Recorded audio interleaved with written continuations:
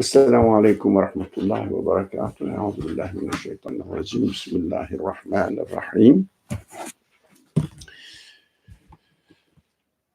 الحمد لله رب العالمين الرحمن الرحيم مالك يوم الدين إياك نعبد وإياك نستعين اهدنا الصراط المستقيم صراط الذين أنعمت عليهم غير المغضوب عليهم ولا الضالين آمين. اللهم أرنا الحق حقا وارزقنا اتباعه وارنا الباطل باطلا وارزقنا اجتنابه. اللهم نور قلوبنا بنور الإيمان والقرآن والإسلام وبمعرفتك.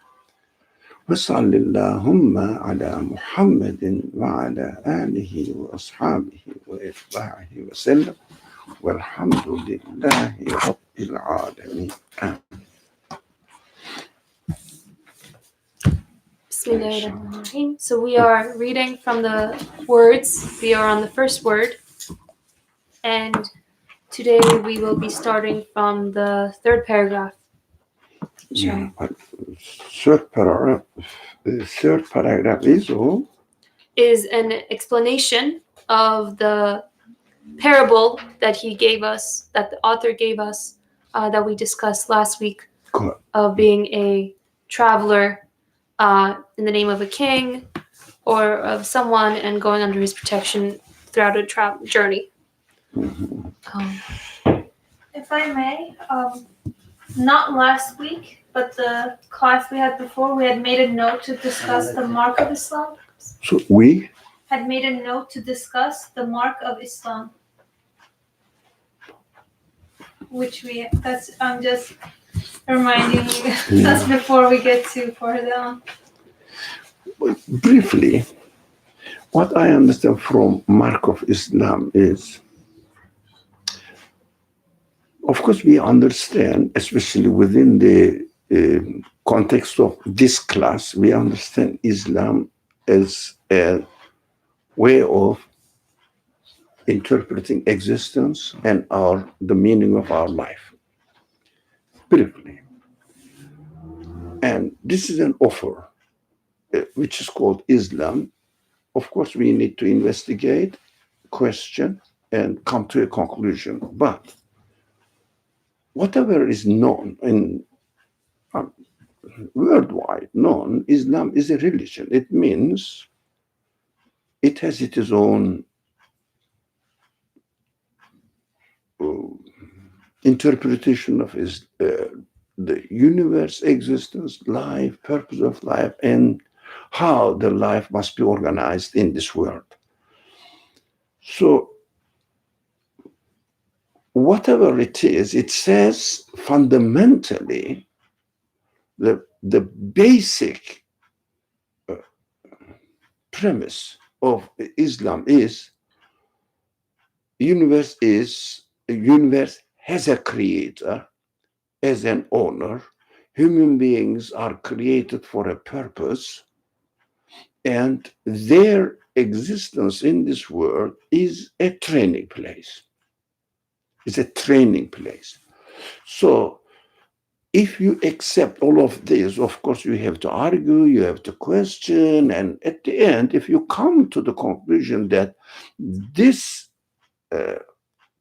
set of understanding, which is called Islam, set of understanding of everything, which is called Islam, makes sense to you, so you subscribe to it, or anyone subscribes to it, then the basic fundamental premise of this religion is everything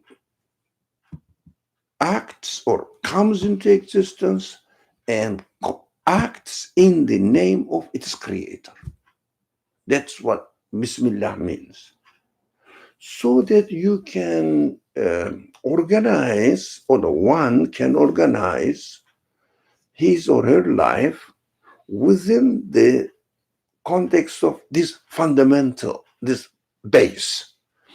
Everything comes into existence in the name of its creator and acts in the name of its creator, which means Bismillah, literal meaning, which means you cannot or anyone cannot explain the existence and action of anything in the world without referring to its creator, which means the creator of the universe, owner of the universe. So this is the main principle of Islam, Bismillah. That's why if someone says, I follow Islamic culture, but he or she, this person, doesn't have the concept of the universe as a creator and everything, but universe as a creator is a universal understanding, not unique to Islam. Everything at every moment comes into existence only with the will of its creator, the universe's creator, with the will of the creator of the universe. That is unique to Islam.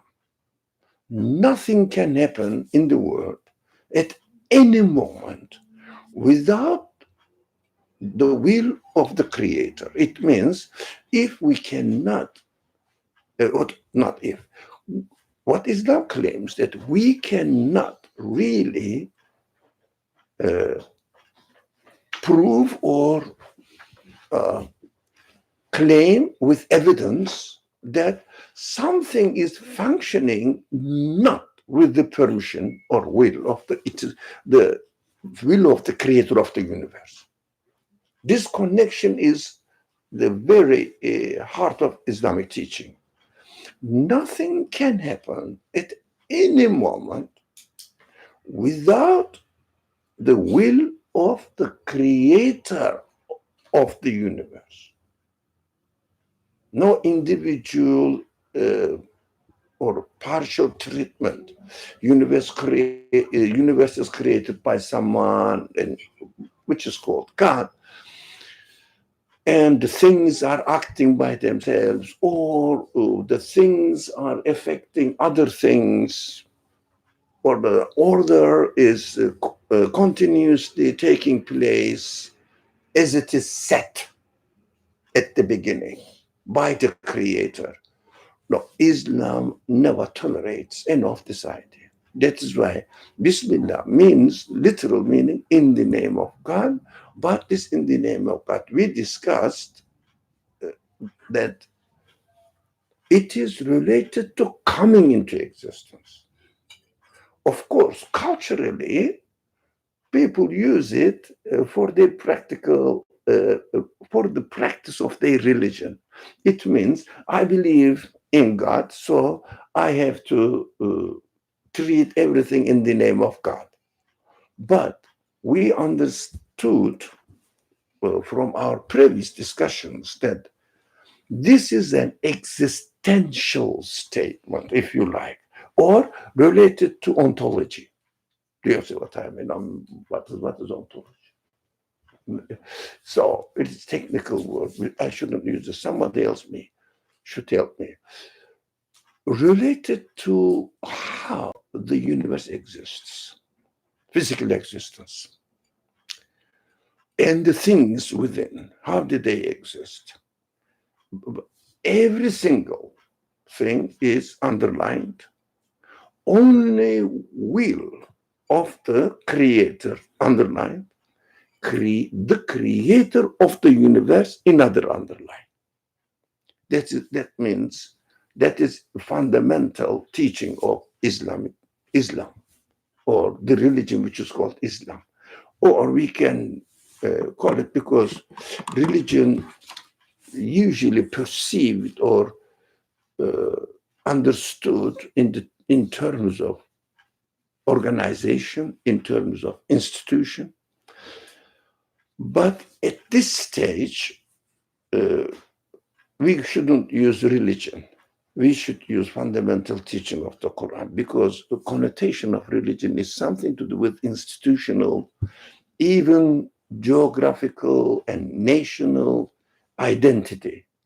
In this geography, people follow Islam. In that geography, people call Hinduism, for example, not in this sense at all. Quranic teaching, if you want to use a technical term, really, Quranic doctrine of existence. That is Bismillah. Summarize it with this phrase, Bismillah. Can be used belief or iman. What do you mean by belief? Need this explanation. So at this stage, coming into existence, how do you explain it? With evidence, of course, not without evidence. So what the way you explain the existence makes your understanding, your conclusion. This conclusion is called belief. Otherwise, we cannot use the word belief without defining it.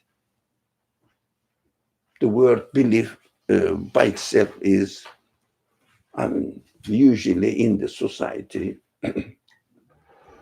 or by common people is used. That's what I believe means. I don't know, but it may be so. So we avoid using belief because it is spoiled. It lost its significance. Even in Arabic, when you use iman, mean still, which is called satisfaction. But what does it mean? Noun means satisfied. Somebody is satisfied with something. But today, if you speak to anyone about belief, no one remember, or this word doesn't help us to recall satisfaction or confirmation or certainty in one's understanding of existence. First of all, people who identify themselves with a certain religion, they don't define religion in terms of existence. They use religion in terms of what? Social life, personal life, or one's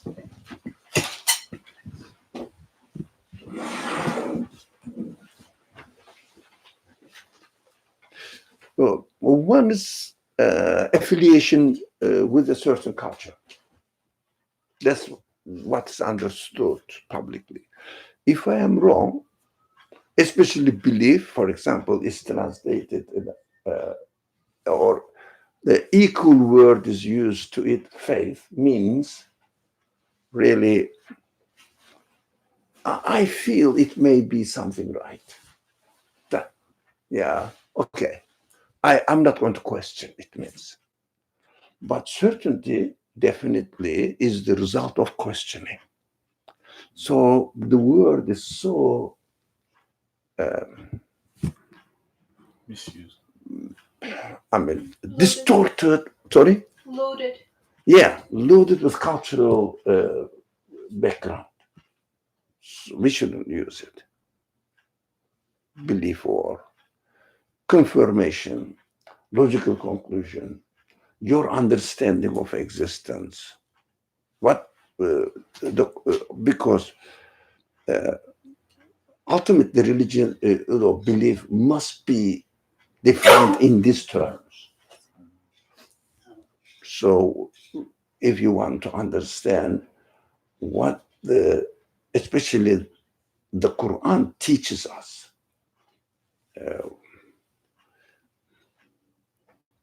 I say we should avoid using the word belief or faith as a translation of iman, or the movement of believer. What if the author would use, within the context of these discussions and this book's explanation, if he would use iman instead of Islam? What is the difference between Islam and iman within his context? Within this context, it's related to, yes, it is in fact, but what he means is your understanding of existence. In fact, this the word Islam, your understanding of existence, but and belief, whatever the belief or what the other words, people don't understand what he means, because most of the people understand when he use belief means I already believe in something. So he's avoiding this word Islam. But I would rather use it, the Quran, but uh, most of the people do not think finally like this, not Islam, but the Quran, specific the Quran, because Islam is also a word, loaded word. Yeah, Islam. Means the religion of Arabs, religion of Middle Eastern countries, this kind of. And some people follow certain tradition. It means a kind of tradition or Institution. They call it, what was the word? Narrative. This is the narrative of these people, Middle Eastern people, maybe South Asian people as well. Nothing to do with belief. That's why if you want to make sure what the author means, we have to say Quran, Quranic teaching. Okay. Anything bothers so far? So we can pass. So let me start reading from the third paragraph. Again, this third paragraph is an explanation of the story or comparison that the author had given in the prior one. My proud soul, you are the traveler, and this world is a desert. Your impotence and poverty have no limit, and your enemies and needs are endless.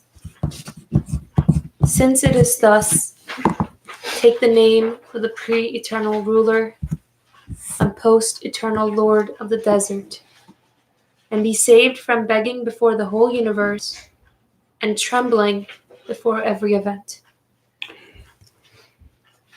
Almost every word needs to be discussed. Let's go fast, all right? No, because we cannot spend 1 hour on why proud soul. Because our subject is what? To understand what? In the name of Islam, which is the foundation of the teachings of the Quran. Yeah? But why the author starts my proud soul, which we have to understand that why proud soul? We have to understand that human beings are given a sense of dignity. But we have to be very careful how to use this sense of dignity. We may spoil it and assume everything to ourselves, but refer everything to ourselves and be proud of ourselves. Sense of dignity is not being proud, falsely proud of ourselves. Yes, we can say my creation is perfect. That is not proud soul. My creation is perfect. I am created in a perfect way, perfectly. No, that's how we are. That's our reality. But it doesn't mean that the other creatures are not perfect. We don't know. We didn't ask the what is Squirrel. what? Squirrel. Squirrels or squirrels that I'm trying to remember this word. What would the animal works very slow in a Turtle? turtle.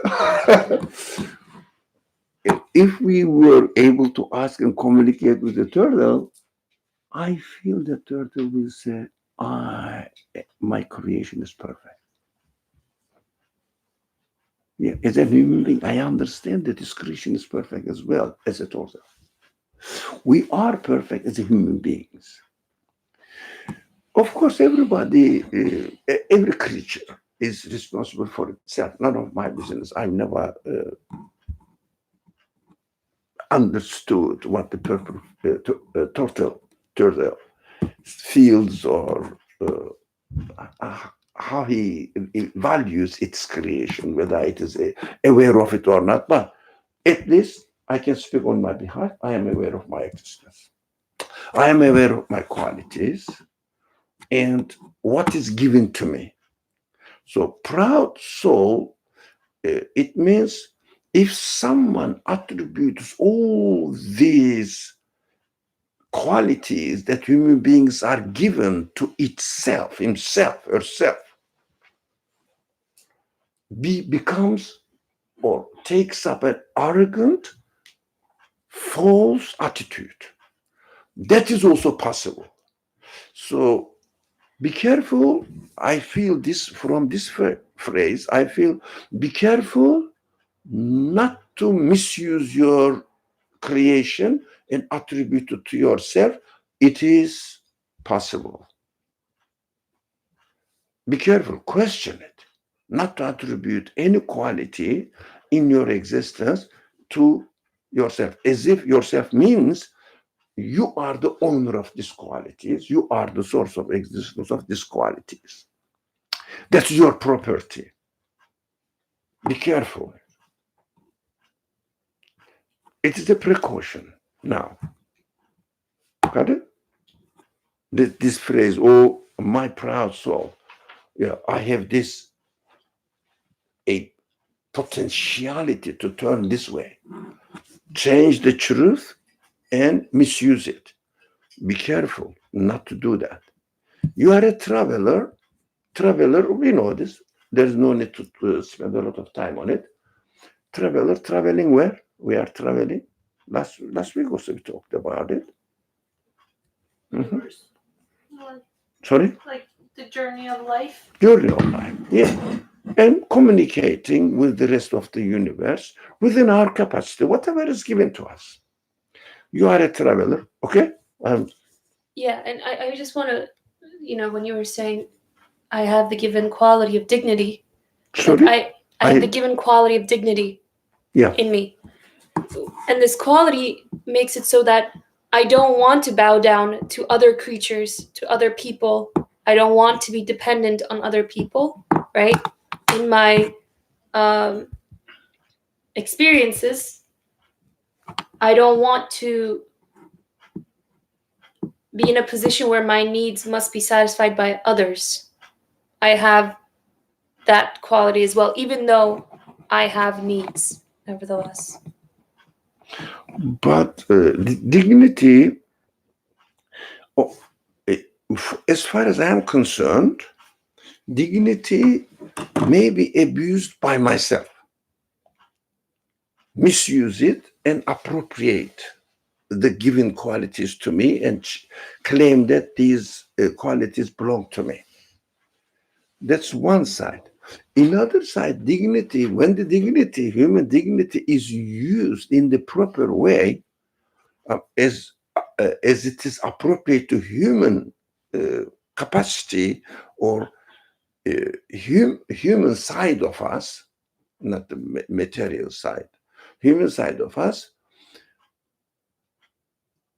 it prevents this feeling, as you said, proud or dignity, prevents me to bow down and beg other creatures like me. But that is positive usage of dignity. Negative usage is always affiliated to the word soul, but soul doesn't mean here spirit. soul in this in original language, nefs. Nefs. So my proud nefs. Nefs means something.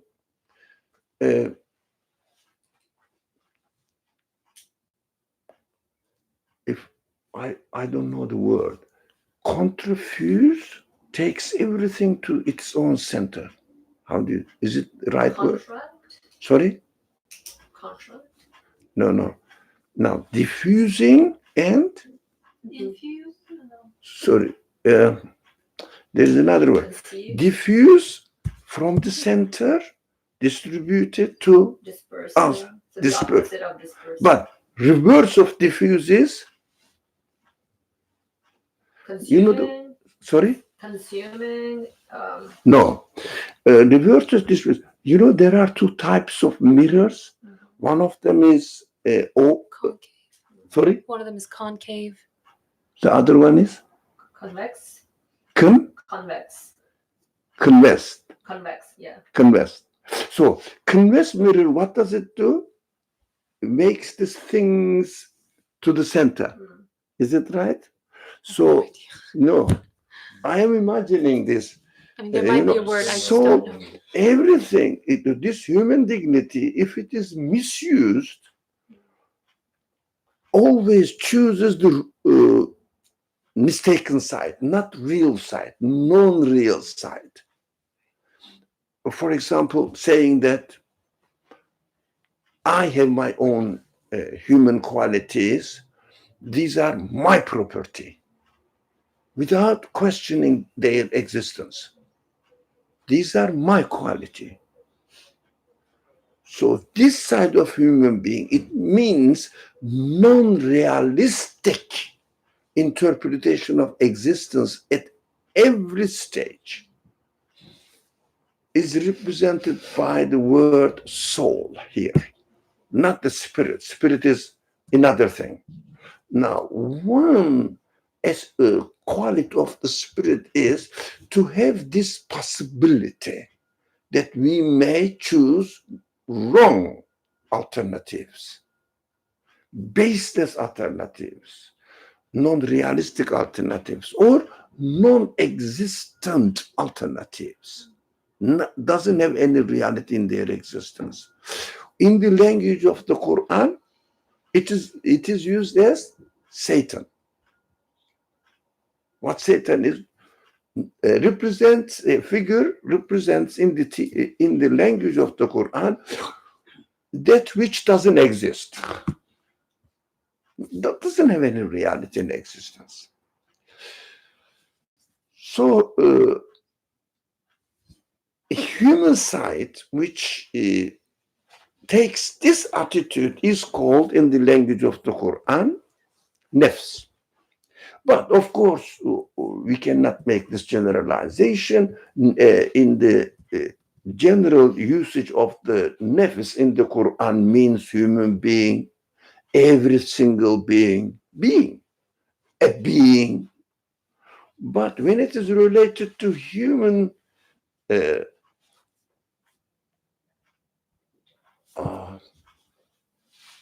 not dignity, human arrogance, it is called in the negative way. It means it has a negative connotation when it is used in the wrong way. So when human attitude is wrong, it is the word nefs is used in the negative way. Okay. So you are a traveler. Here we are. We are following a life journey. And I'm going. Anything? Any question? Anything? No? Okay. If you want to say anything, question, comment, or rejection that I don't agree, just interrupt me. Otherwise, I will go a bit fast. So, and this word is a desert. Because why is it desert? Because the analogy was given a man traveling in the desert. But At the same time,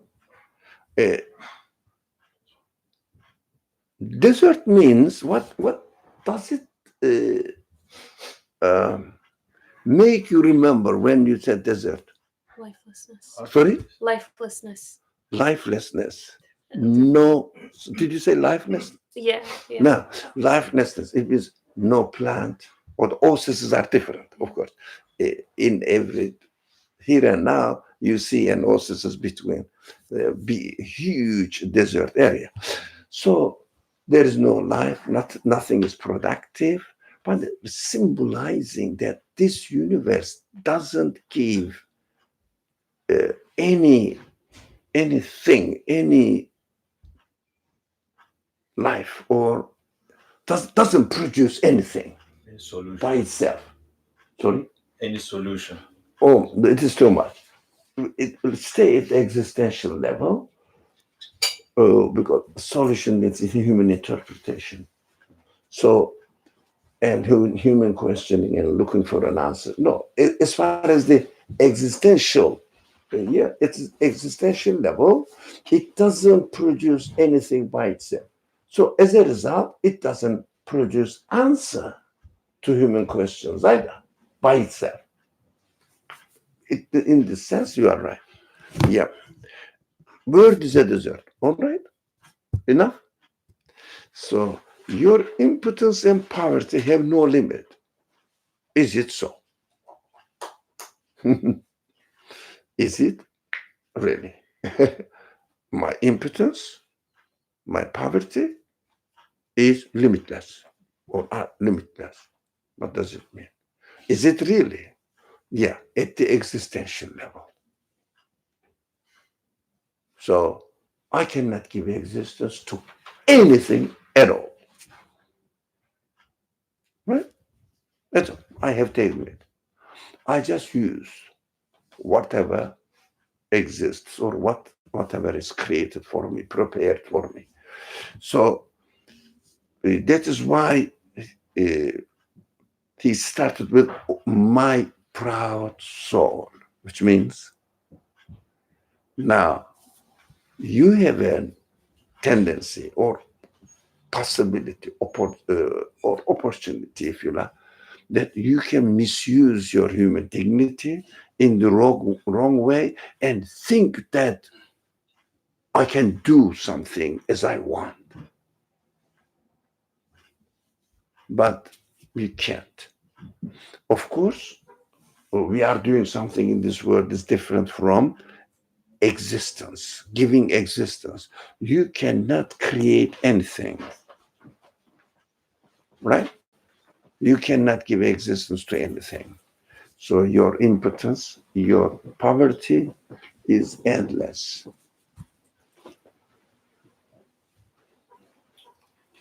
Has no limit. Instead of somebody may sit there, I think someone may be more valuable than your bed. I'm joking. Yeah. Some people think that my bag is bigger, more valuable than. I don't think so. You have decided. So, in this context, how do I differentiate or experience differently existential impotence from existential poverty? Existential poverty.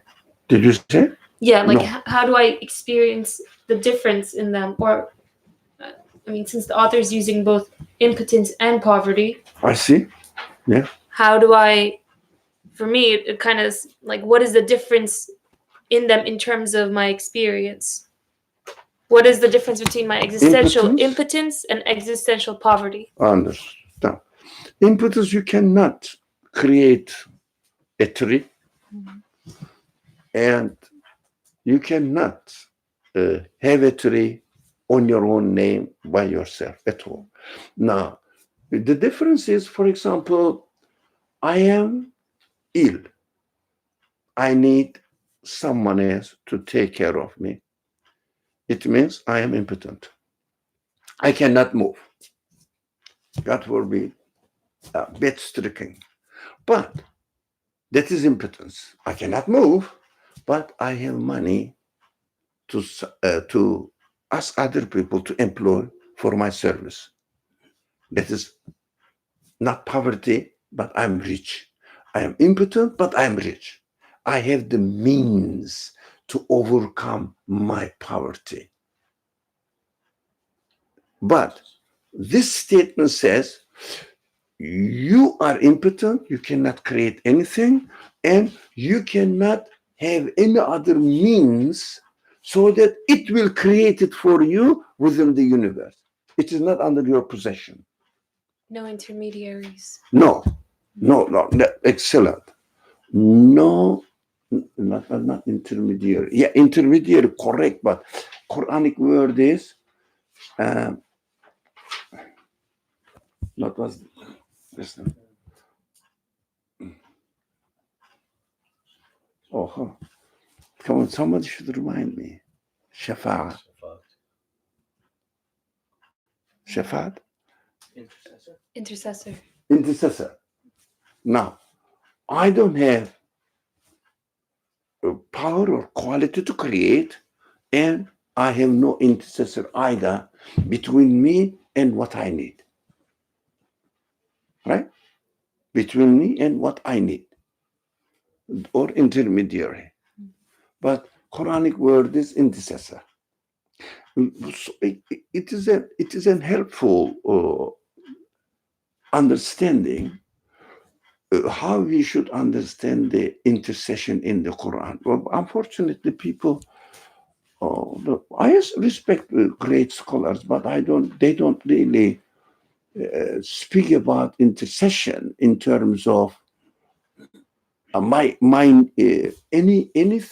factor between me and my needs. So somebody intercedes. Something intercedes in between me and my needs.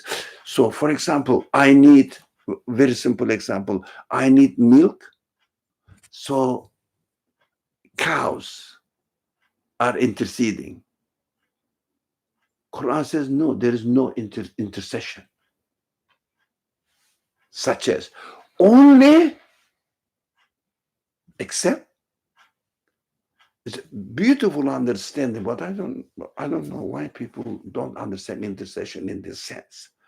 Only if the creator employs somebody. You cannot make a cow prepare milk for you. Impossible. You cannot make a mother to prepare milk for her baby. Impossible. But the creator, if the creator wills it to function in this way, this is totally under his control. So, impotence, I cannot make milk. Poverty, I have no intercessor. Okay? I have no means to overcome my impotence. We have to understand from both sides. Some people say that, yeah, but for example, I'm going to die and disappear, but I am going to make a monument or something in this way or another way, so that this means intermediary will carry on my existence in this world. Represents me after I die. So he may, she relies on this means to perpetuate its existence, his or her existence in the world. That is what this phrase says. No, you can't. You cannot have it. It is false assumption. After you die, you rot. Whether you make this or that, your body, of course. But your affiliation, we are going to study it. Of course, our main study subject is your affiliation with your creator makes everything different. Yourself, impotent and poor. And limitlessly impotent, limitlessly poor, which means No, I cannot do this much, but I can do this one. No, nothing. Everything, if the creator wills that something will help you in within the order of the universe, you can utilize what is within the order of the universe. Provide it for you. Utilize it. It is not your property, it is somebody else's property. You are infinitely poor. But the creator of the universe may provide you with some means that you can overcome your poverty. That is Quranic concept, which is beautiful. Really, I say it's a beautiful way of understanding intercession. Why do you go to something, somebody will come up and say, Allah put this guy into paradise. But in the hereafter, it depends on your, of course, affiliation in this world. Even though they say it's not our subject, but it makes me excited about this subject. Even the Prophet intercedes, with the permission of the Creator. You see, Creator employs him, but how? If I utilize his existence, he intercedes between me and what I want.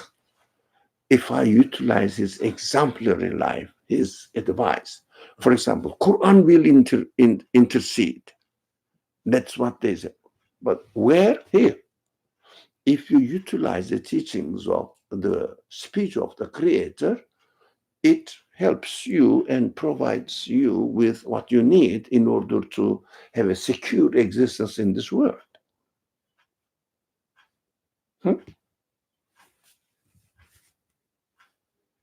In the hereafter, it's an extension of it. Yeah.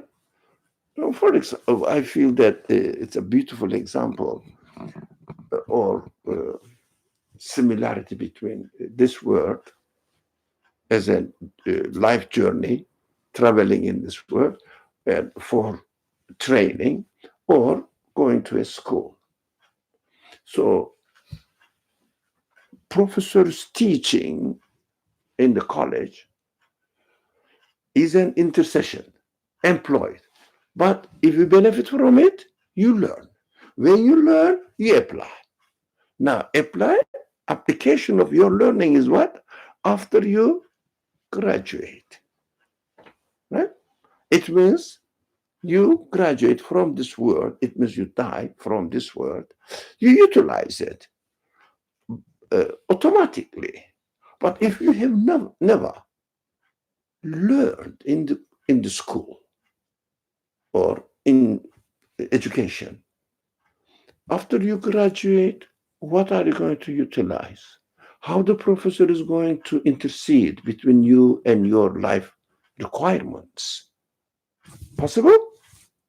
So there is no need to go to, in order to understand the intercession, there is no need to go into the hereafter, because it is here.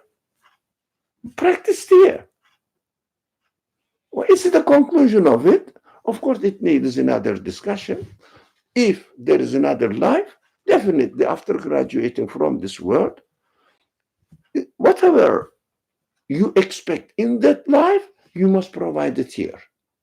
You must prepare yourself here. So while you are preparing yourself here, intermediaries and intermediaries are provided for you, and also within yourself, your own capacity to understand, to analyze, to come to a conclusion, to decide within yourself and in the universe. So it doesn't mean that there is no hereafter and there is no intercession in the hereafter. It is out of question. You practice here, and when you graduate from this world, you will see what you have learned, what you have not learned, what you have utilized, what you have not utilized. Right? So, okay, limitless, with no exception.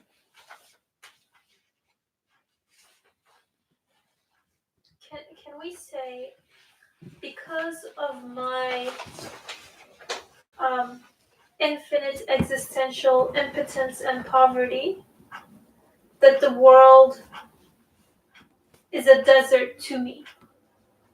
Meaning that it lacks, or it lacks lifelessness or the resources for me to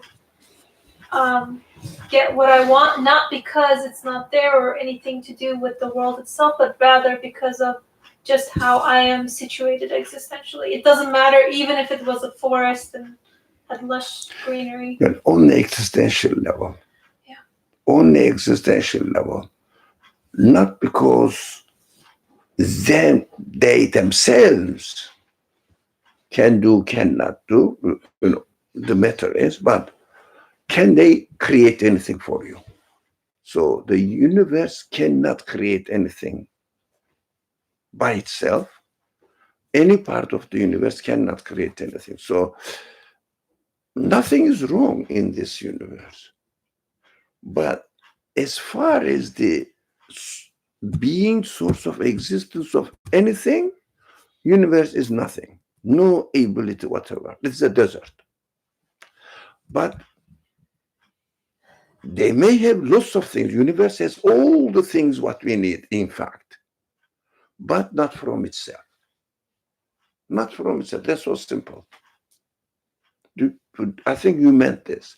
At the existential level, universe is a desert, but at the existential level, it means as being the source of existence of anything, but as a means of utilizing and satisfying human dignity, it is a perfect place.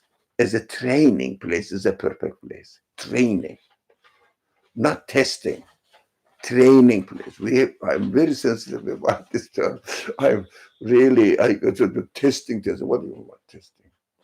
Training. In the training, you go ups and down and hardship, easiness, everything. Training. What a testing, I don't understand. So it's a training place. It's a perfect training place or training field. But as a source of existence, universe is desert. As being a source of existence. Do you see the difference? Do you see the difference? As a source of existence or as a means? As a means, it is a perfect place to train human beings. As a source of existence, it doesn't give anything from itself. It's a desert, barren, total barren. We can maybe use the word of at the intercession level.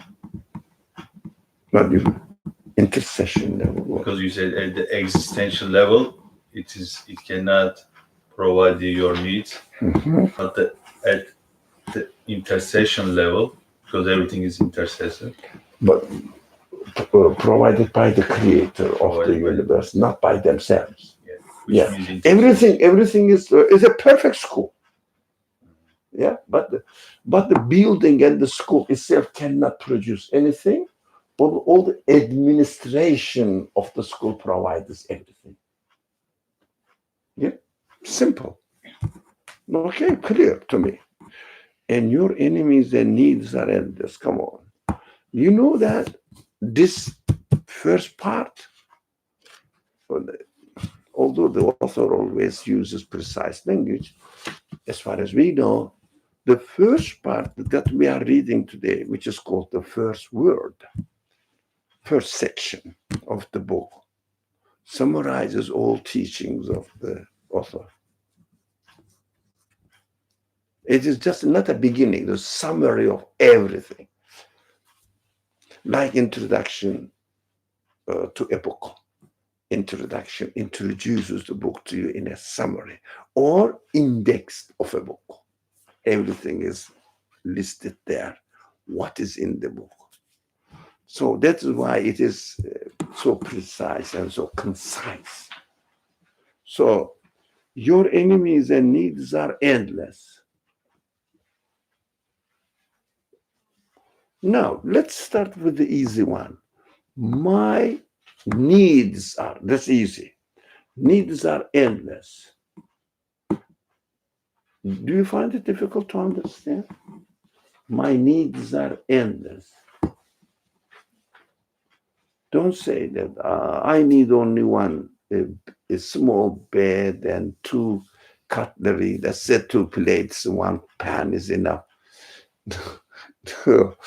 What human needs? Human beings want everything in the perfect way, and human beings needs a full satisfaction, not temporary satisfaction, not perfect, how do you say, imperfect satisfaction, a little bit satisfaction. Full satisfaction at the level of, again, existence. At the level of existence, full satisfaction. That's why human needs are endless. Is it so? Or if you like, you can ask this question. Do we need to be satisfied endlessly? I think if you turn into yourself and ask about the limits of your expectations, human expectations. For example, I see a couple here. Okay. Do you want, well, I don't want to use the name. Do you want your husband? Yeah. Do you want your husband to be kind to you? Yeah. That's your need. He must be kind to you. That's your expectation. Eh? But human policy is different. Your expectation. If there is possible that he would never be unkind to you even once, would you prefer it? Or if he can be unkind to me only once, which one do you prefer? Prefer. Your expectations. If it is possible, which one? Never unkind. Never unkind. Did you hear? It's a big job, heavy job. Of course, vice versa is the case as well. Never, eh? Never. That is what this says. Your needs are endless. We are given the potentiality which has no limit. And this potentiality, if we are aware of it, needs no ending satisfaction, perfect satisfaction. That's how we are. That is easy, yeah? As compared to enemies. Our enemies are endless. What does it mean? Who's your enemy? Isn't the Muslim terrorists your enemy? What are they? Who's your enemy? Habibi, you are, man.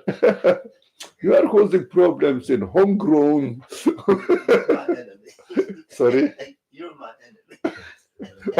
enemy. So, what is your enemy? Again, the subject must be treated. The subject, the Quran also must be read in terms of existence. The others are the extension of this understanding of the Quran and the prophetic mission, etc., or in terms of existence.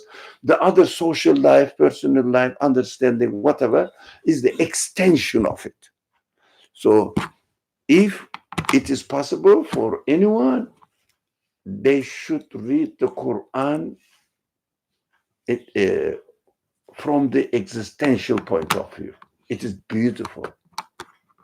So you don't lose yourself in history, you don't lose yourself in narrations, but what do they refer or what do they teach? in terms of existence to me, existence of my feelings, existence of other things, existence of the order of the universe, even existence of the creator of the universe, or existential level. Um, Unfortunately, Quran has not been read uh, uh, in terms of existence so far. Some people refer occasionally to this side. The author that we prefer to read tries to make it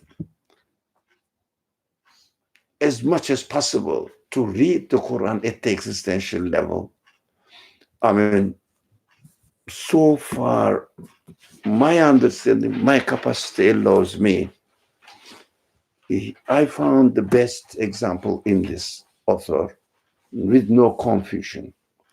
That's why we prefer to read his writing at the existential level, or at the, yeah, whatever is taught in the Quran, look at it at the existential level, then you can have really a good guidance for you, for your existence, for your being. Inshallah.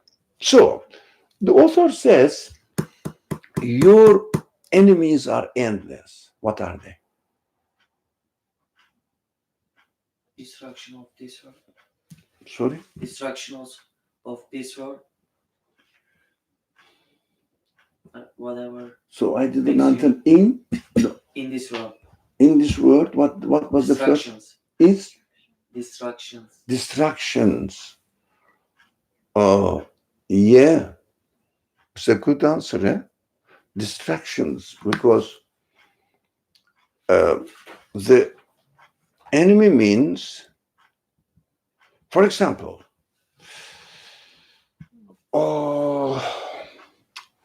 if you are very hungry, it's a very simple example. It's a very practical example. And the possibility of not having food, possibility. Is it your enemy? This possibility is your enemy? Yes. No. The possibility that you may not have the food. There are some people don't have the food for sometimes. This possibility is your enemy. And also, in this universe, if you forget about the source of existence of the universe, what is left to you? A universe which cannot satisfy your expectations. Everything becomes an enemy to you because they say, I cannot give you anything by myself. And there's a possible that, let's go milk and the cow example. Cow doesn't know what he's doing as far as we see. And cow cannot be the producer of the milk, example, or meat, whatever. And if the cow is not employed as an intermediary or in order to satisfy my needs, is not appointed as an what was the word? Intercessor. Intercessor. As an intercessor, can the cow itself give milk? So this possibility is innate within the universe, innate within the objects of the universe. They themselves cannot choose, cannot be merciful to you, cannot know your needs by themselves, cannot have power, cannot have knowledge. So it becomes by themselves, if you cut off the relationship with their creator, they themselves have no power, no quality to get to know you and satisfy you, even provide the answer to you, to your questions. Cannot.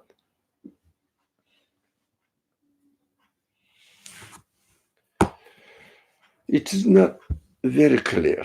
I think the enemy, for example, not a physical harm. We are not talking about the physical harm. If it is up to the order of the universe itself, can it really adjust itself according to your needs? Does it have any quality to do that? The order of the universe, in fact, there is no such an object which is the order of the universe, but the way the universe is given existence is the order of the universe. Can the particles of this universe arrange this order among themselves? Do they have any quality to do anything?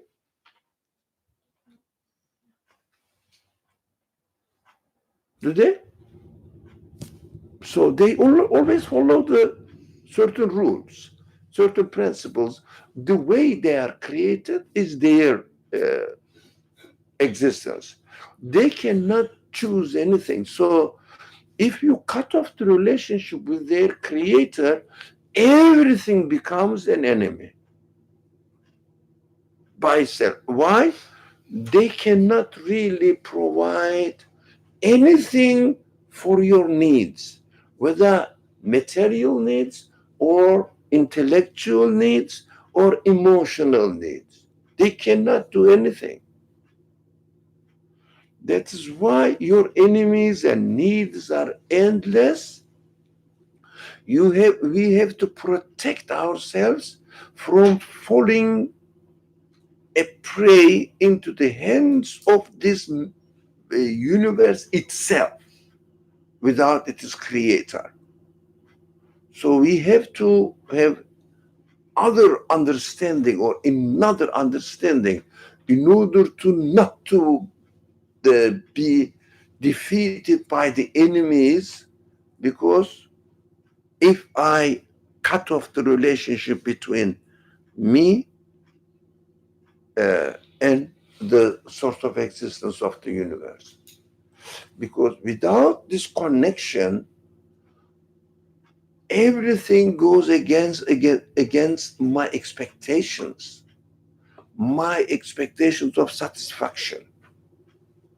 Why? Because they cannot do it. Still, it's not clear. I'm not satisfied with my own speech or the content of the speech. I think perhaps what would help, at least for me, because I'm thinking about it, is to understand more about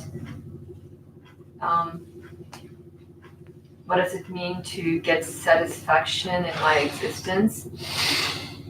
You know how we said human beings have needs, but we're talking about needs at an existential level. So just understanding a little bit more what that entails would help understand. I mean, then we can make the connection between enemies.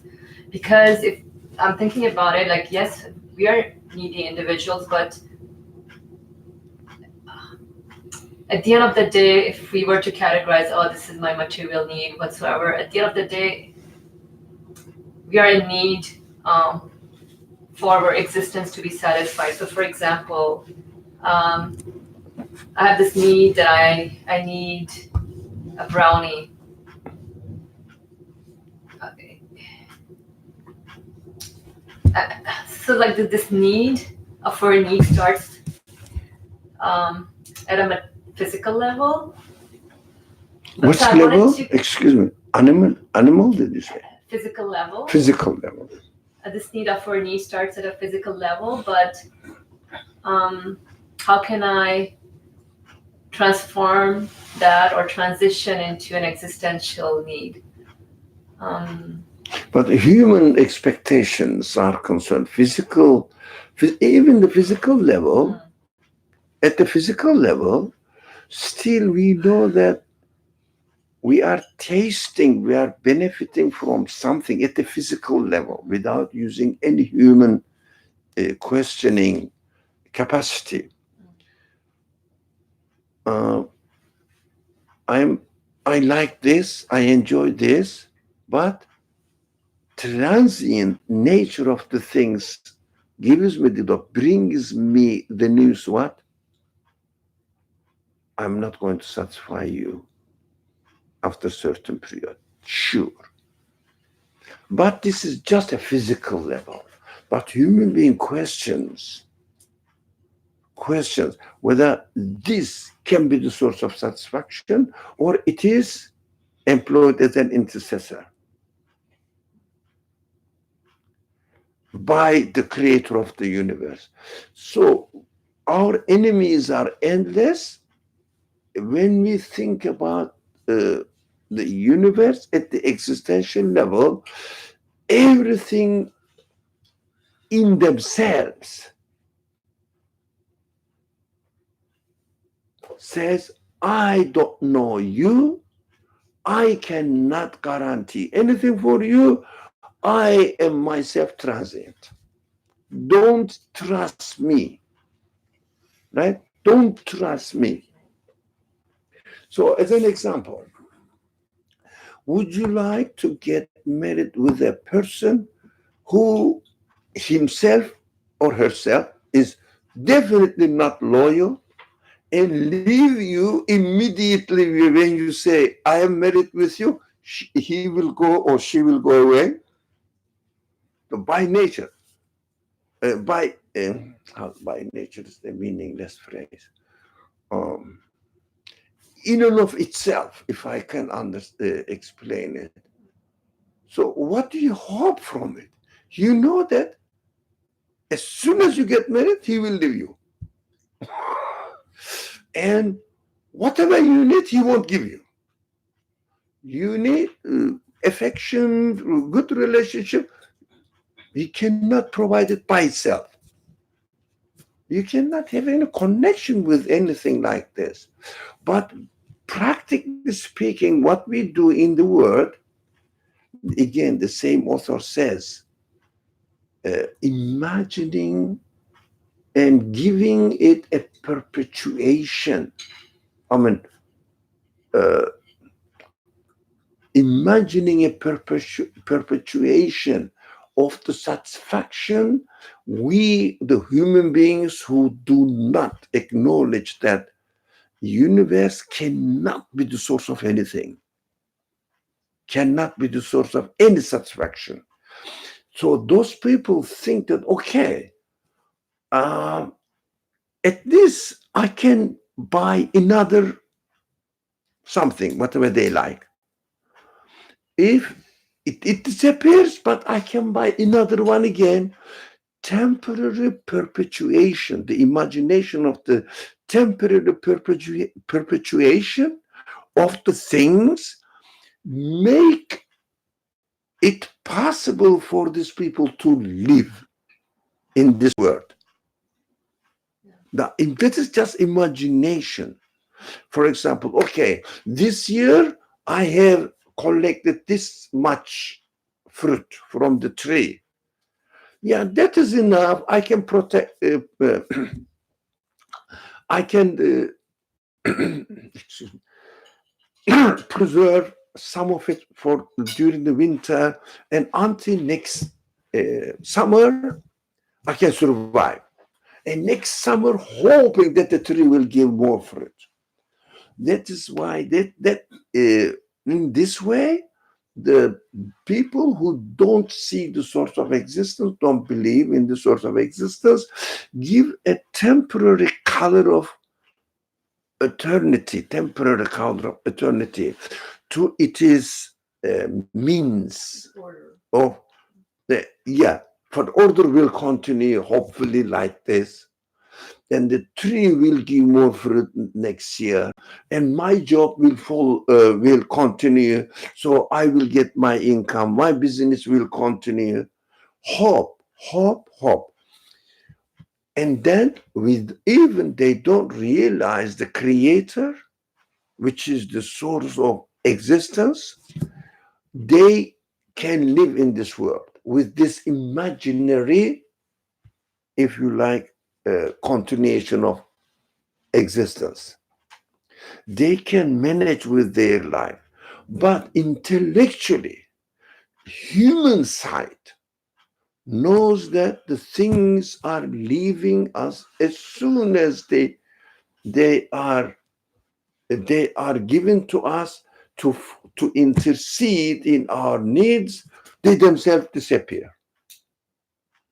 In this sense, they make us taste something and disappear. But we say, okay, I want this. They say, no, no, no, I cannot provide it to you. As soon as we use something, it disappears. Do you understand? That's how the nature of the universe is. Yeah, at the existential level. You may say that, look, I have a laptop and it lasts 5-10 years, not 10 years nowadays, 2-3 years. It is life expectancy expectancy of the technology is getting shorter and shorter and shorter. No, okay. At the existential level, things are transient. Mhm. And Meaning side also. Now, somebody wrote something in a group, email group. A saying from Nietzsche. I mean, why did you mention the name? Just a narration. Nietzsche said, the reality of this life is somewhat torture, that we are in pain. Why? We know that our existence is going. We know that we are getting closer to falling into non-existence. Yeah. We can bear it. This bearing is what?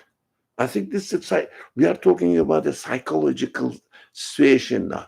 We can bear this one. He doesn't say this, but imagining a temporary continuation of the existence of life until I die. It is until I die, I can enjoy my existence. But he says, it's a very deep thinker, by the way. Even some people don't like him because he's an atheist, but he's a very deep thinker. We have to appreciate his thoughts. But true or not is another matter. But he's a really serious thinker.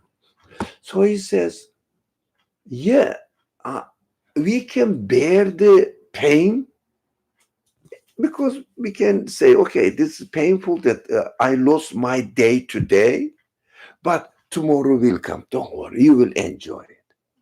You will enjoy. Sometimes, but give it temporary, as the author says, color of permanence. Color of permanence. Ebediyet rengi verir. Color of permanence. It's very interesting how people who don't believe in God, according to religious sources, they say they are facing with endless enemies. How can you be comfortable in this world? They seem to be comfortable. They manage with this, all right? In this way. It's interesting. But he says, very important,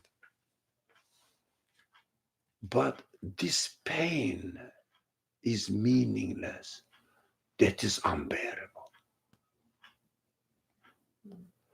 Why I should exist and not entertain my existence, be in pain in my existence, although I exist.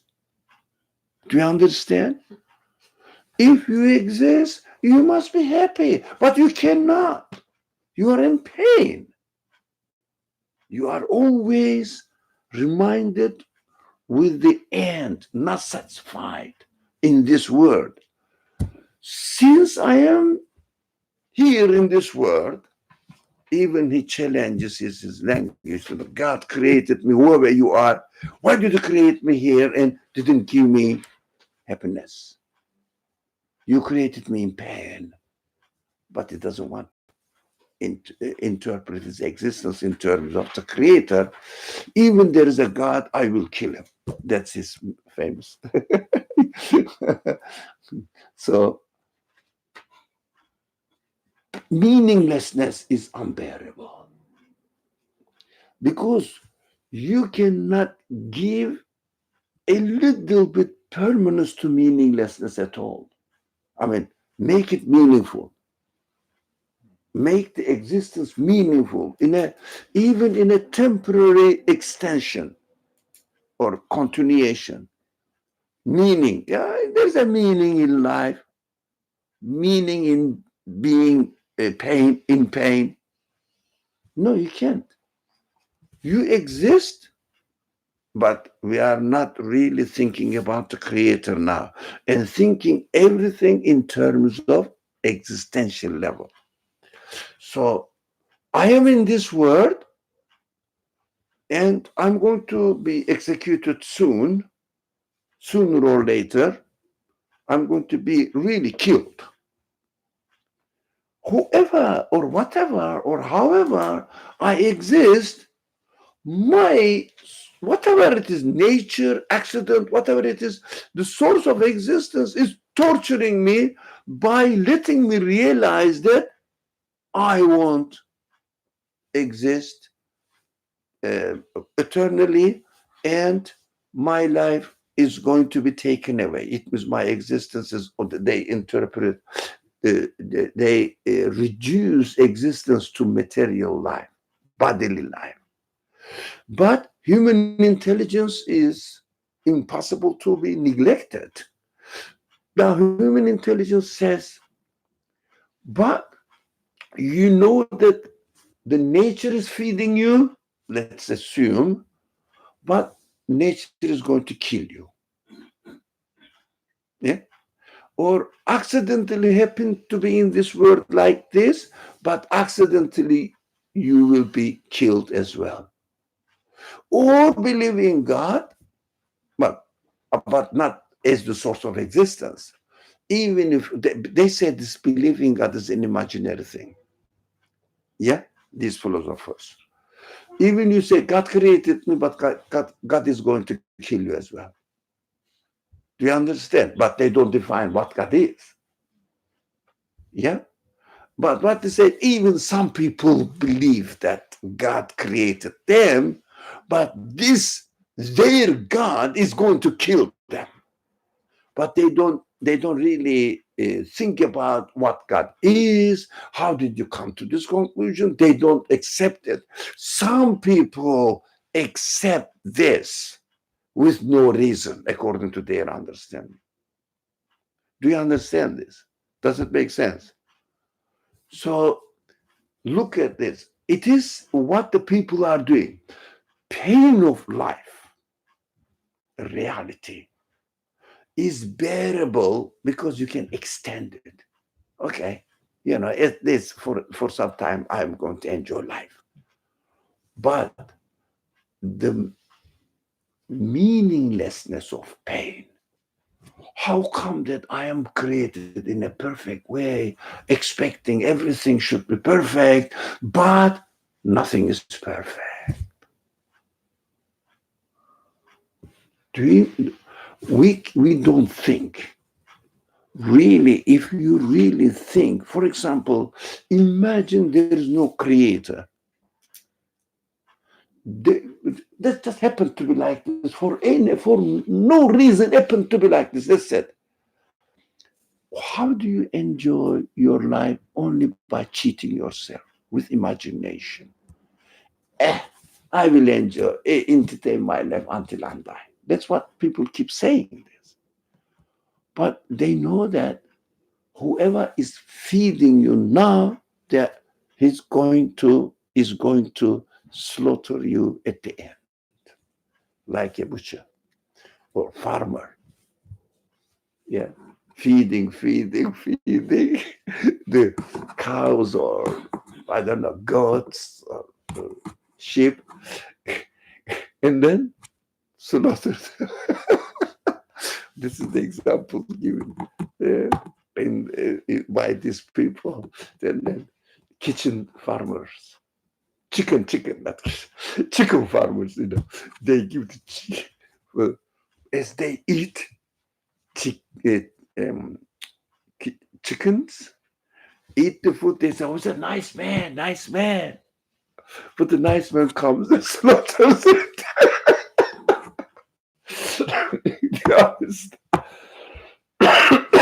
As they say, I read it somewhere. But that person says, this author says, when the farmer feeds the chicken is very happy that he is fat. It is fat. Farmer is very happy that it is growing, so that it will get more meat out of it. Both of them are happy. So, do you understand this dilemma or irony? So both of them are happy, but the result is devastating, really, to meaningless. Happiness of the chicken is meaningless because the same good man is going to kill him. So if someone cuts off his relationship with his creator, he falls into this despair, meaningless of this transience of nature. Do you understand this? Does it make sense? Meaningless of this transient nature of the universe. If there was no creator, owner, purposefully, consciously designed the existence in this way in order to educate you, train you, so that he will take you into another existence. So he can do it because the God consciousness brings this perspective to you. Which excites me, another thing that excites me is this. This clock is too fast. Yeah, let's rewind it. I don't know, just rewind it. So, but in Islamic tradition, they say, in Arabic, let me say it in Arabic, it's better to hear. The phrase is beautiful. As-salatu was-salamu ala rasulina, ala Muhammadin, make it simple, بعدد ذرات الكائنات ومركباتها.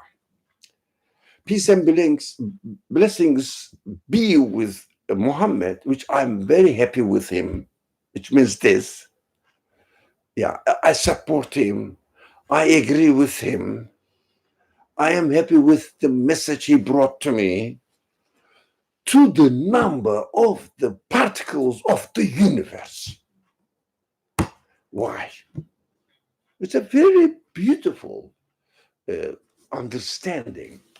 Because of the message we receive from these messengers, we understand that, universe is an owner. We are universe witnesses that the owner is conscious, owner is able to do, an owner is absolute. He can do everything, but he's just preparing us here. It is just an introduction, if you like, to his creation, the word is just a reception. You know, reception? Just a welcome to this room, and then you will be taken into, you go to the reception of the hotel. What do? They ask you the ID card and who you are. They do some sort of transactions, and then somebody comes and takes you to your room and introduces the restaurant to you and other facilities that the hotel offers you. But this is just a reception. The universe, as far as the human expectations are concerned, is a reception, this creation. It's nothing. Don't worry about it. Really, just a transient thing. When somebody will come and take you, which is called death angel will come take you and put you into your room and introduce other facilities of the hotel to you. Yeah. Just a small transaction. You have to sign something, show your identity, which means how did you define yourself in the world? Yeah? In this world. Anyways, in this world, every single thing becomes meaningful with the message of the messenger. If you cut off this message, what is left? Everything becomes your enemy because of their impotence, because of their transience. They say, look, you expect this and this, but we cannot provide it. We have no power to do that. So whatever you want to do, you cannot do anything yourself. You are impotent, totally impotent. You are poor, totally poor, endlessly poor. Everything becomes your enemy. That is why, in order to save yourself from pain, not to have pain, what do you have to do? La ilaha. It's beautiful. La ilaha. These things cannot be the source of existence of themselves, neither can they be the source of satisfaction for my expectations, human expectations. La ilaha. Right? Afterwards, so why I am here? What makes my life meaningful in this world, in this existence? Now, we always talk about its existential level. Of course, this is foundation. But we talk or we refer everything to its existential source and explain the universe in terms of its existential source. But it is a prerequisite to understand the meaning of life in this world. That is why it must be established in order to have a satisfactory, meaningful life in this world. It means, what is more important as far as the practical side is concerned? Meaningfulness of life. But what makes your life meaningful is the result of your understanding of existence. Do you understand this? We need to understand this. Ultimate purpose. Why are we talking about this? What are we doing here? In this world or in this gathering, if you like, meeting? What are we doing here? To gain meaning to our existence.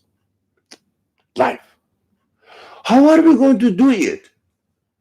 By understanding the reality of existence. Do you understand the correlation? Does it make sense?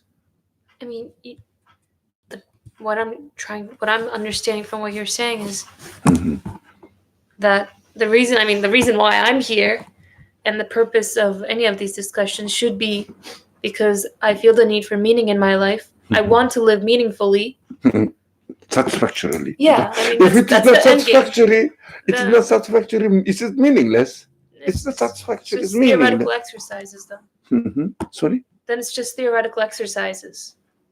Like if at the end of the day, or when I leave this room, I'm not able to apply it onto my practical life and how I approach the world and my life. But Then- you're only temporary. What's that? You're only temporary. Temporary You're only temporary. Yeah. in this world. In this world. But if you understand the source of existence of this world, yeah, the world is temporary. Source of existence of this world must be absolute and infinite, permanent. Your existence does not belong to the universe. Your existence belongs to the creator of the universe, which is absolute.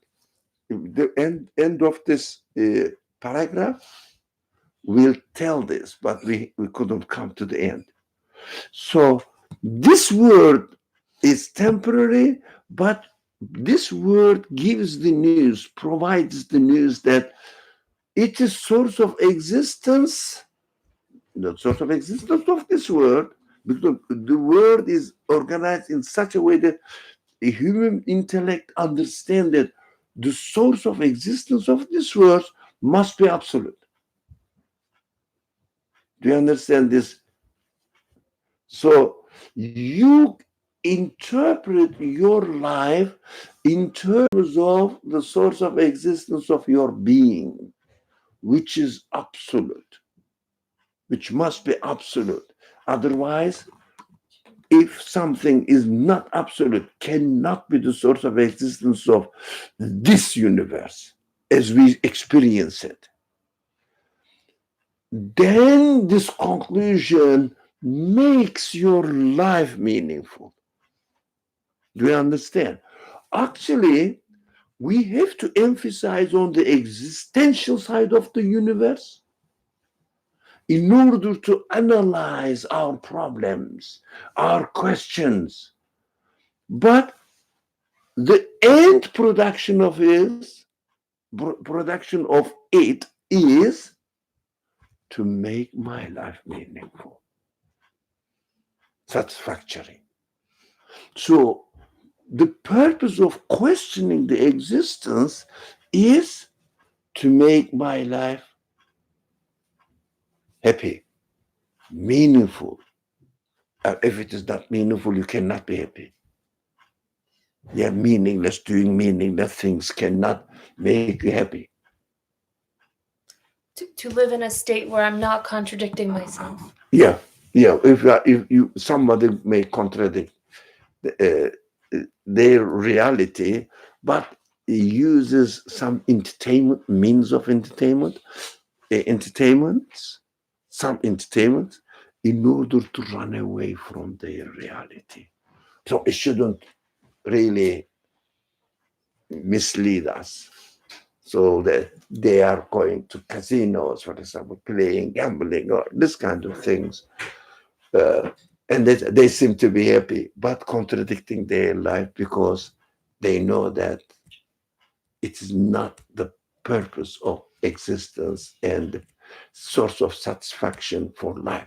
Source of satisfaction for life only remains with becoming aware that I belong to an absolute being and my source of existence,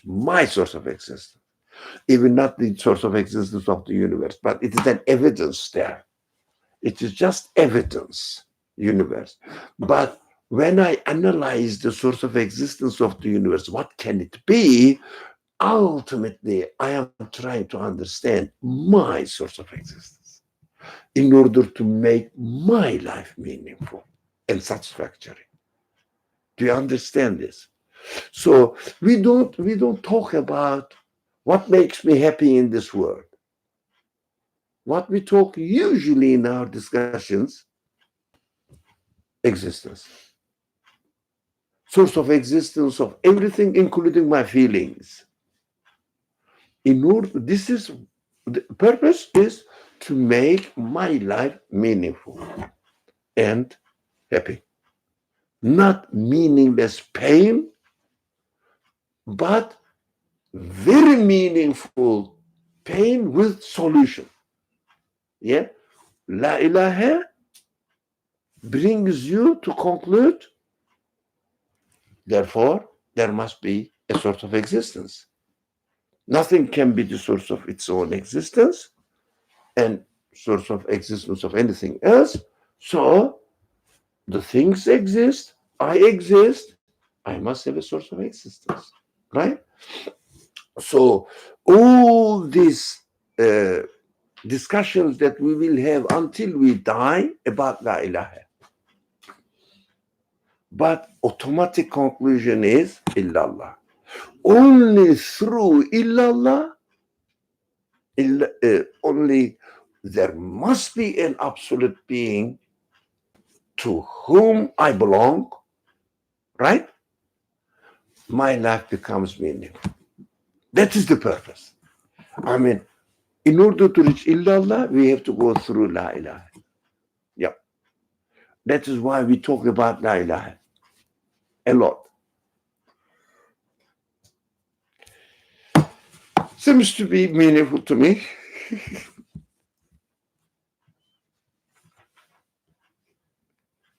Yeah. The following is easy after establishing this, okay? But we are here. We can start next week from, since it is thus, take the name of why we should take in order to save or make our life meaningful. Remind me this point. Make my life meaningful. That what I have to. Otherwise, my life becomes meaningless. So my torture, my pain of existence, really, if there is no God, existence is nothing but the source of pain. If you really think about it, maybe you are young, you may not experience it, but whatever I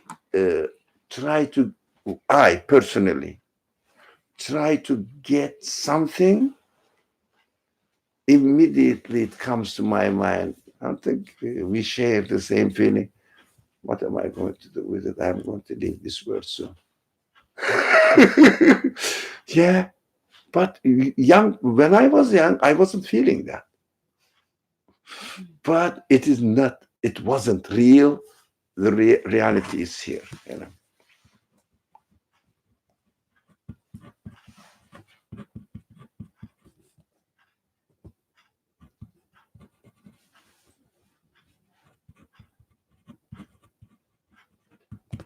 Okay.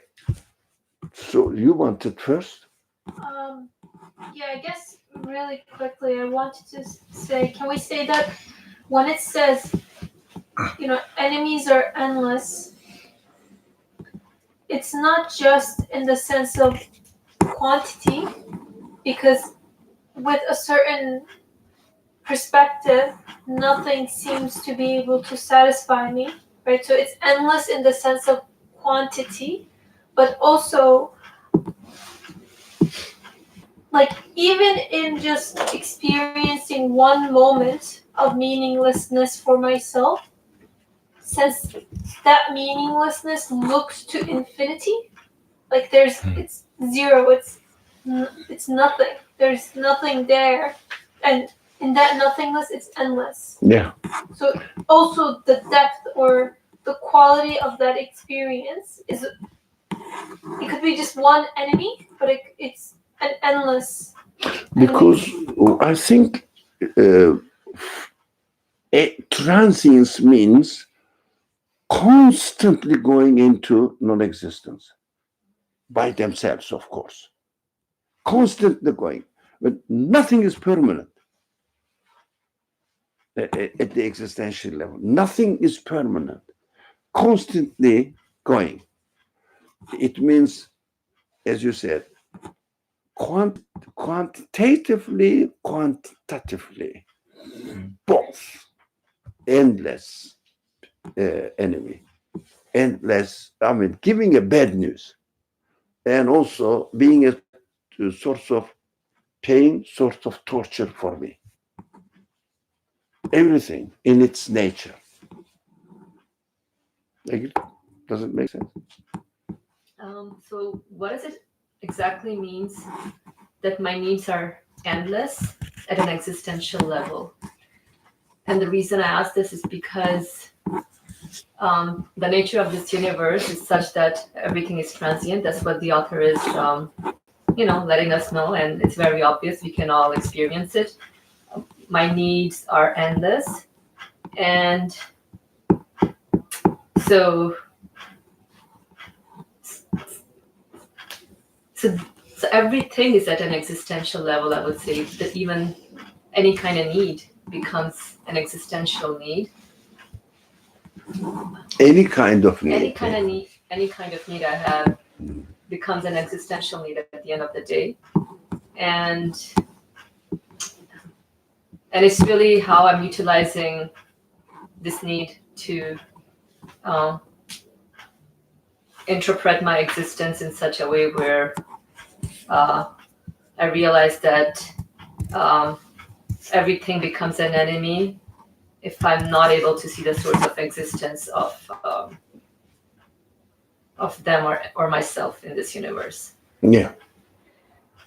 So we are in between 0 and 1. It means non-existence or existence.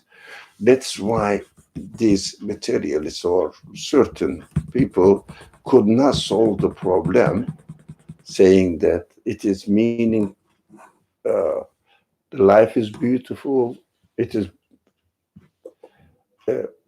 meaningless because I'm going to be killed anyway. So life has its own pain in it.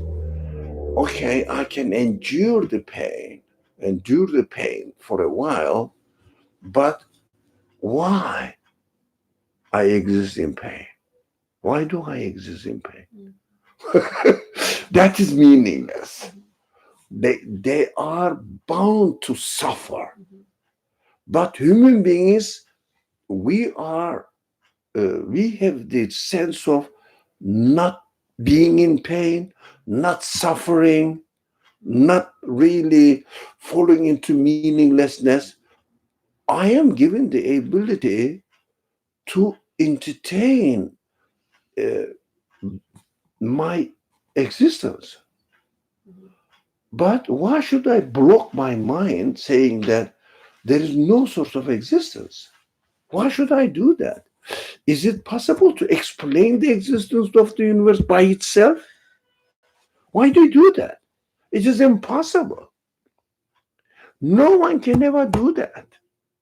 The existence of the universe by itself, no one can explain it or demonstrate it, neither claim it. By itself, no. But they say the universe is like this as always.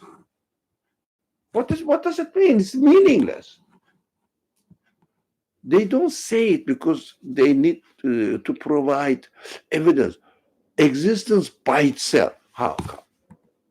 There's no evidence. What do they say? That's how the universe is. Don't bother. That's how it is. That's how it is. Doesn't mean anything. Doesn't explain anything. We have to be careful how they really twist the language. Those people, materialist people, how they twist the language and really manipulate the words in an ambiguous way and cheat people.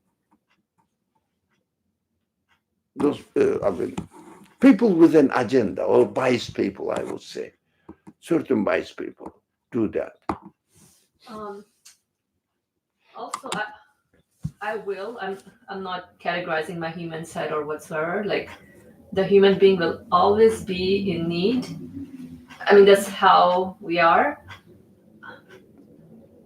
Is there such a thing as unless I find the source of my existence, or because I'm also connecting it to the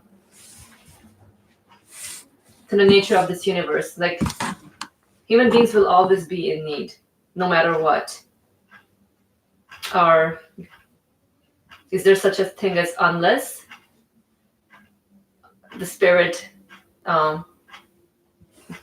connects or get in touch? Let's not use an ambiguous word here. Unless we identify ourselves as human beings, not body. It means, who am I? Don't define. If I don't define myself as my physical being, biological being, but if I define myself as a human being, it means with my senses, then I come up with the conclusion about the meaning of my existence, and how can I really interpret the existence of this universe, and how can I find the satisfactory solution for myself, which I need to be satisfied. Now, somebody will say, yeah, you are cheating yourself. Why? Why? Because you want to be happy by saying that God is eternal and he will take care of me. I would say the same thing to this person, because you define yourself as an animal being, physical being. Yeah. So why do you eat food? You are cheating yourself, because you are going to be hungry tomorrow as well. At the end, you will die. Why do you feed yourself? At the end, you will die. Why do you cheat yourself? That's human need, perpetuation, eternity.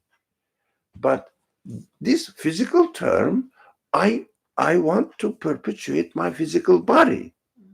At the human level, I want to satisfy my eternal expectations, happiness. Right? When it comes to physical body, they say, okay, we have to cheat ourselves. When it comes to human expectation, to don't cheat yourself.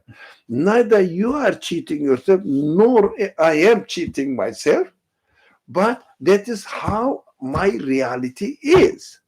Physically, I have to eat, knowing that tomorrow I will be hungry, and experience the relationship between my needs and how the needs are met, satisfied, and make sense of it by using my human side.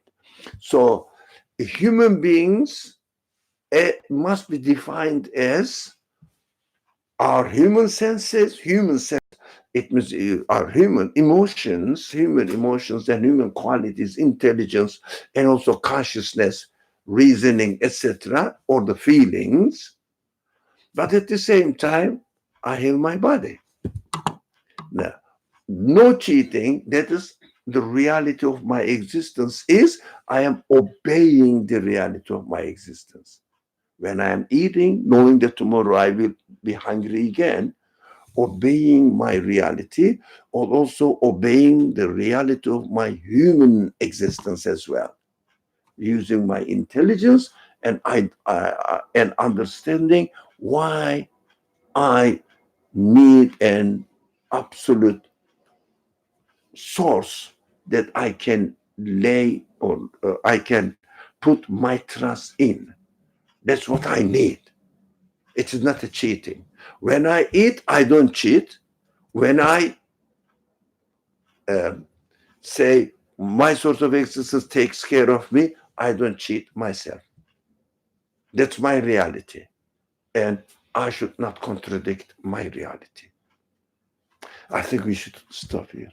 Bismillah ar-Rahman ar-Rahim. Subhanaka la ilma lana illa ma 'allamtana innaka antal alim hakim. Wa akhiru da'wahum alhamdulillahi rabbil alamin.